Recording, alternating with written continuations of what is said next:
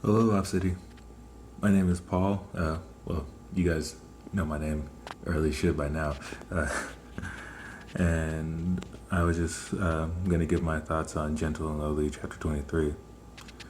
When reading this chapter, it was a very good reminder, and it reminded me of something because an emphasis the chapter makes is oftentimes when we think of our sin, the things that we struggle with, and not only the things that we struggle with, the sin actions that we do, but also just our propensity to sin and the things that are in our nature and the things that have been done to us and the trauma that we hold.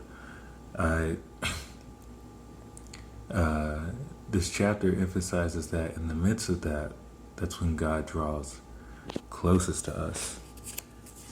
That one of the things that is said in the chapter is our fallenness now is not an obstacle to enjoying heaven. It is the key ingredient to enjoying heaven. And I think why that's such a good reminder is because, in our daily lives, when we think of the people in our lives and we think of the people that we love and the people that are, whether our families, our friends, the people that we interact with daily, when it comes to our sin and our trauma, it can tend to sometimes drive people away. It could tend to sometimes push away people. Sometimes we push away people ourselves. Like maybe the things that we've dealt with are the things that have been done to us that affect us to this day, have caused us to push people away. And also our actions hurt people. And so sometimes our actions cause people to withdraw from us, which isn't a bad thing. Don't get me wrong. Because space is needed to heal. We're human. And sometimes space for a person who hurt you is important because you want to forgive them and not build resentment towards them, and so you take space from them. But I think it was a good reminder that our Father, He draws closest to us when it's in the midst of our sin. And in fact, like our sin did not repel Him so much that He sent His Son to die for us and become human for us and to be in the midst and dwell with us and to feel and see and understand what it is to be human.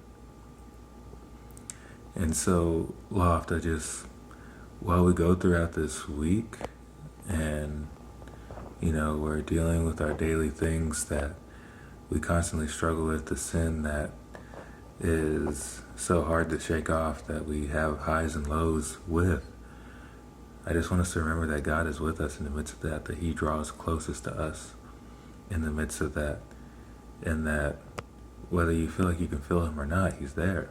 And however He decides to reveal Himself or however He decides to show you that He's close, He will.